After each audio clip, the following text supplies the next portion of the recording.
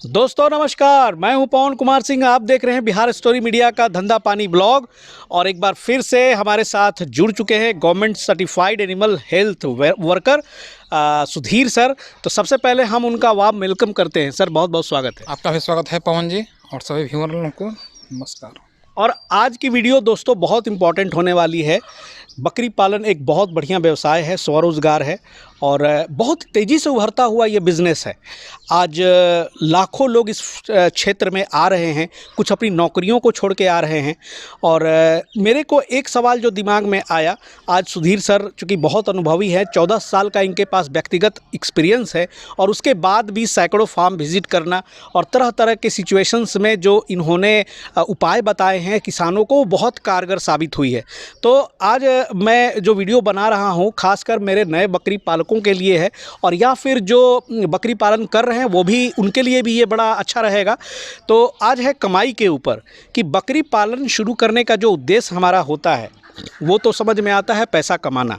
इसलिए कि बकरी पालन समाज सेवा के लिए आप कर नहीं रहे हैं, तो व्यावसायिक तौर से कमर्शियल फार्मिंग ही करते हैं। बकरी फार्म हम खोलते हैं तो उसमें हमको तरह तरह के आयाम नज़र आते हैं। और जब मैं व्यक्तिगत तौर पे विज़िट करता हूं तो मुझे दिखते हैं मदर गोट, मुझे जो दिखते हैं वहाँ पे बधिया, जो जिसको आप लोग खस्सी बोलते हैं, जो बकरे होते हैं जिनकी बधिया की जाती है उसको खस्सी बोलते हैं। और वहाँ पर मुझे ब्रीडर भी दिखते हैं। तो आज सुधीर सर से मैं सवाल ज़रूर पूछूंगा कि जो बकरी पालक हैं जिन्होंने फार्म खोला है, तो ये जो मदर गोट है, बधिया खस्सी है और ब्रीडर है, वो किस डायरेक्शन में जाए, यानी कि वो पालन को किस दिशा में मुड़े। उसमें मदर गोट की संख्या क्या होनी चाहिए, बधिया, चूँकि मीट मार्केट भी देखना है और ब्रीडर की भी फार्मिंग बहुत सारे लोग करते हैं जिसमें बहुत अच्छा पैसा है, कमाई है। तो एक जो मार्गदर्शन मैं आज सुधीर सर से लेना चाहूँगा कि सर इन तीनों कैटेगरी में कैसे बैलेंस, एक तरह से समन्वय हम स्थापित करें ताकि मैक्सिमम जो कमाई है ना बकरी पालन की, उस सीमा को आप छू सकें। बिल्कुल सही क्वेश्चन आप पूछे। देखिए, मदर गोट जितने आपके यहाँ रहेगा संख्या में ज़्यादा और क्वालिटी भी उसका अच्छा होना चाहिए, उतना ही ज़्यादा इनकम आपके फार्म की होगी, यानी कि आपकी होगी। सपोज कीजिए आपके पास अभी मात्र 20 मदर गोट है। जो भी मदर गोट है वो तो बच्चा देंगे, वो तो प्रकृति का नियम है। कुछ बच्चा मेल भी होगा, कुछ बच्चा फीमेल भी होगा। तो जो भी उसमें लगे कि ये फीमेल है, अच्छा दे रही है, उसका बच्चा का ग्रोथ लगे कि अच्छा हो रहा है, उस फीमेल को रख लीजिए। जिस फीमेल का लगे ग्रोथ अच्छा नहीं हो रहा है उसको कटिंग मार्केट में आउट कर दीजिए, अच्छा, बेच दीजिए। सेम चीज़ मेल में है। जिसका लगे ग्रोथ अच्छा है, बचपन में ही देख लगा वो एकदम बकरा बनाने लायक है, मैंने ब्रीडर बनाने लायक है, उसको ब्रीडर के रूप में विकसित कीजिए। और जिसको लगे कि ना इसका विकास अच्छा नहीं होगा, उसको आप चाहें तो बधिया करके रख लीजिए। बधिया करने का बहुत सारा फायदा, उसका भी बॉडी वेट तेज़ी से बढ़ने लगता है। और समय समय पर उसको आप बेचते रहिए ताकि आपकी फार्म की एक इनकम भी जनरेट हमेशा होते रहे और आपके फार्म पर अच्छा क्वालिटी की बकरियां भी बढ़ते रहें और अच्छा क्वालिटी का ब्रीडर भी आपको उपलब्ध होते रहे। क्योंकि आज के डेट में ब्रीडर का बहुत ज़्यादा डिमांड है। अच्छा ब्रीडर मीन्स बोलना आसान है, अच्छा ब्रीडर का बहुत ज़्यादा डिमांड है। और आपके या किसी भी फॉर्म के इनकम ब्रीडर का महत्वपूर्ण योगदान होता है। यदि आपके पास अच्छा ब्रीडर रहेगा तो उसका अच्छा दाम मिलेगा।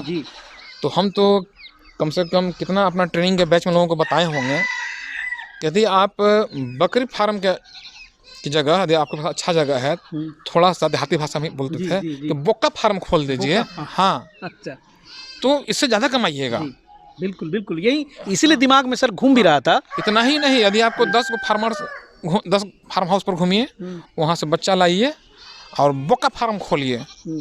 बोका फार्म खोलिएगा, आप निश्चिंत रहिएगा, कम समय भी दीजिएगा तो फार्म चलेगा। यहाँ आपको ये टेंशन नहीं रहेगा कि बकरी बच्चा देने वाली है तो फार्म को अगोरना है, पहरा देना है, कब बच्चा देगी, यहाँ सोना है। पहला चीज़ तो हो गया। दूसरा, आपको टेंशन ये भी नहीं रहेगा कि बकरी हिट में आई है कि ना आई है, क्रॉस कराएं कि ना कराएं, ये सब टेंशन से आप मुक्त रहिएगा। इतना टेंशन फ्री हो जाते हैं। और मेरा अपना व्यक्तिगत अनुभव है कि बीमारी बकरी के तुलना में, यानी कि फीमेल के तुलना में जो बकरा होता है मेल, जी उसमें बहुत ही कम है, लगभग न के बराबर है। जी, कई बार देखा है सर, हमारा कोई बीमारी उसमें तो आती नहीं हमारा जल्दी। अपना पर्सनल अनुभव बता रहे हैं। जी अब किसी का बीमार होकर मर जाए वो अलग किसी किसी का, लेकिन हम तो परसेंटेज लेके चलेंगे ना, जी, तो बीमारी भी लगभग न के बराबर है। होता है। और बकरा का रेट लगभग सभी व्यूअर लोग जान रहे होंगे, जो पुराना व्यूअर होंगे, कि 25,000, 30,000, 22,000 में बकरा बिक रहा है। जी, फतेहपुर में सर 28,000 में उसने बताया कि हम तो एवरेज बताया ना, 28,000 अच्छा और है तब 32,000। 30,000 तो बकरी से ही महंगा बिक रहा है कि नहीं बिक रहा है? बिल्कुल। और इस वीडियो को बनाने का मकसद सर यही था कि इतने सारे फार्म घूमते हैं सर, लेकिन दुर्भाग्य है जो आपने बताया कि देखिए, सच्चाई बता रहा हूँ कि दर्जनों फार्म पर गया हूँ, लेकिन वहाँ पर किस देखता हूँ कि गोट मदर के फेरे में लोग हैं, ब्रीडर एक मिलेगा, कहीं कहीं वो भी नहीं मिलेगा, लेकिन ब्रीडर के फार्मिंग पे लोग जोर नहीं देते हैं। हम तो काफ़ी साल से लोगों को कोशिश कर रहे हैं जागरूक करने के लिए, जी, लेकिन लोक लज्जा की वजह से लोग शुरू न कर रहा है। अच्छा, नहीं तो हमारा इसमें क्या लोक लज्जा सर? पहले बकरिए में 10 आदमी बोल रहा है, फिर आदमी आई हो ना कुछ बुझा, बोका पोसे चल रहे हैं। मैंने बोका, हाँ दुनिया का सबसे बड़ा रोग का कई लोग। हाँ, लेकिन सच्चाई बात है जी, कि बकरी फार्म से ज़्यादा कमाई बहुत अच्छा उसमें है। आप कमाई टेंशन, फिर मालूम चला कि रात में घर जाना है, जी, चल जाइए। बोका कभी गाभिन होगी जी, कि बच्चे नहीं, कभी ना गाभिन होगी ना बच्चा देगी। अब बकरी में 50 यदि आपके पास बकरी है, कभी भी यहाँ से आप नहीं हट सकते हैं। जी, फार्म छोड़ के आप जा ही नहीं सकते हैं, इसलिए नहीं जा पाइएगा कि बकरी कब बच्चा दे देगा, टेंशन में रहिएगा। हैं, सही बात है। बकरी हिट में आ गई है, क्रॉस कराना है ना। सही बात है। और संख्या ज़्यादा रहेगी तो सर इनब्रीडिंग की भी समस्या कम रहेगी। देखिए, वो तो हो गया, बढ़िया करके रख लीजिए, जी, ये तो ज़्यादा आपके फार्म पर ब्रीड हो जाएगा ना, अलग तो अलग inbreeding हो बोका से जाएगा। आप कराते रहें, हाँ, तो उसके लिए एक अलग बनाइए, अलग बनाइए। या यदि कोई ज़्यादा पसंद आ जाए तो बकरी फार्म ना करें, डायरेक्ट बोके फार्म कर दें। और बकरी फार्म सर कर भी रहे हैं तो उसकी इनकम ये मेकअप कर देगी अगर आपका फार्म लॉस में जाने वाला है। अलग से एक बना लें कि किस्म, जैसे मेरे यहाँ 3 यूनिट है ना, जी, जी। एक यूनिट बकरा का बना दें, उसमें करें। तो अच्छा है, इनकम तो बहुत अच्छा है। आप तो सर बहुत सारे राज्यों में घूमे हैं, ऐसा देखा है आपने कि कुछ आइडिया मिला हो जो लोग कि इस तरह के कंप्लीट ब्रीडिंग करते हो और फार्मिंग करते हो? कंप्लीट बोका का? बोका फार्मिंग जी, अभी तक कोई नहीं मिला है। ये आइडिया मेरे ही दिमाग में सबसे पहले आया था, कितना लोग हम बोल रहे हैं, लेकिन अभी तक कर नहीं रहे हैं। और एक लोग हमारे गांव के बगल में ही तैयार हुए हैं। जी। और एक आपने सर भेजा था सोनू नाज को कहीं पर, वो इस बात को वो बेचते थे बोका वहीं, और उनका बात मुझे याद है सर कि उन्होंने बोला कि वो बेचेंगे 300 रुपया, 350 रुपये केजी, और ये हम बेचेंगे 600-800 रुपया केजी। अब याद तो ना आ रहा है हम कहाँ पे इतना। शायद गया की तरफ कहीं सोनू भाई को भेजा था आपने किसी के यहाँ, मुझे याद है, वो वीडियो भी है इस पर। असल में इतना ना हम घूमते रहते हैं, कहाँ क्या याद न रहता है। तो हमारे गांव के बगल में ही एक तैयार हुए हैं, देखिए अंत में वो भी भागते हैं कि करते हैं, लेकिन आइडिया ये हमारे मन में आया था। बिल्कुल। देखिए, जितने फील्ड में घूमिएगा ना, उतने ज़्यादा अनुभव भी आएगा, जितने ज़्यादा अनुभव आएगा, नया नया आइडिया आएगा। अब मालूम चला कि हम एक ही घर में अपना जगह फिक्स हैं, समाज में ना घूमेंगे तो बाहर का अनुभव कहाँ से रहेगा। और लोग अच्छा खासा इन्वेस्ट करते हैं सर इस फील्ड में। आपके ही जानकारी में आपके भी ट्रेनीज जो लोग हैं, जैसे हम लोग बिंद में गए थे वहाँ पर, हालांकि बेचारे को बहुत डांट पड़ी आपसे, लेकिन गलती थी उसकी, और उस वीडियो पे भी बहुत सारे कमेंट आए हैं। और मेरा मकसद भी सर यही रहता है कि अगर इतना सारा पैसा निवेश हो जाता है आपका, और एक बड़ा सपना के साथ आप इस करियर को सोचते हैं, तो कोई सीधा डायरेक्शन में क्यों, हम थोड़ा बहुत उलटफेर तो कर सकते हैं ना उसमें। क्यों नहीं कर सकते। यदि जानते हैं, यदि किसी गाँव वाले के पास चरागाह की व्यवस्था है, बगीचा है, आहार है, पोखर जो भी मैंने है, चरागाह यदि है, और वो बोका का फार्मिंग करें, मैंने मेल खरीदें अच्छा चुन के, और चरा कर रखें, अपना खेती भी करते रहें, तो इसी तरह टेंशन फ्री है कि बीमारी लगभग न के बराबर आएगा, लगभग बहुत कम आता है बकरी के अपेक्षा। दूसरा काम भी कर दें, फीडिंग कॉस्ट भी कम आएगा, वो भी बेचे ना 25,000, 28,000, 30,000 वो भी बेचें। यदि साल भर में 10 ही बोका को तैयार कर दिए, यानी कि ब्रीडर बक। जी, दूसरा बोका का मतलब कंफ्यूज मत होइएगा, ब्रीडर वो देहाती शब्द सर बोल रहे हैं। दूसरा राज्य वाले बोका मतलब समझ नहीं पाएंगे, बिहार वाले समझ जाएंगे। यदि 10 ही तैयार कर लेंगे तो मान ली, सपोज किया जाए 10 खरीदे थे, एवरेज रेट मान के चलते हैं 4,000, 5,000, 5,000 मान लेते हैं, 50,000 इन्वेस्ट किए, बिल्कुल गांव में चरा कर रख रहे हैं, ठीक, और 4,000, 5,000 लगभग वो 4 महीना का रहता है तभी मिलता है, यानी कि 8 महीना उनको रखना है। 8 महीना मान के चलते हैं कि सब पर यदि चरा कर रख रहे हैं, मुश्किल से यदि कुछ घर में खिलाए भी होंगे, जाड़ा है, बरसात में खिलाए भी होंगे, तो एग्जैक्ट हम चूँकि किए नहीं थे इसलिए एग्जैक्ट कैलकुलेट नहीं कर रहे हैं, लेकिन फिर भी चराई पर है तो 2,000 रुपये खर्चा गिरेगा 8 महीना में, मान के चलिए 3,000, तो 5 या 3 8,000, चलिए हम 10,000 रुपये खर्चा मान लेते हैं जी। एक पर। फिर भी यदि 10 लाइव रह गया है और बेचते हैं एवरेज 25,000 के हिसाब से, हम ज़्यादा नहीं बोलेंगे, कोई कम कोई बेसी भी होता है एवरेज। हाँ, तो 10 तैयार किए थे तो कितना हो गया 2.5 लाख, और इधर खर्चा कितना गिरा था एक पर, मन खरीदारी और खाना सहित 10,000 ने 1 लाख, 1 लाख, बाप रे बाप। तो ये 1.5 लाख बचा हुआ ना, मतलब सोचिए, यानी कि 10 में वो 1.5 लाख कमाए। बकरी से कमाए मुश्किल है, बहुत मुश्किल है। और सर एक सवाल था कि ये जो ब्रीडर हैं तो इतना ही नहीं, एक काम और हो जाएगा।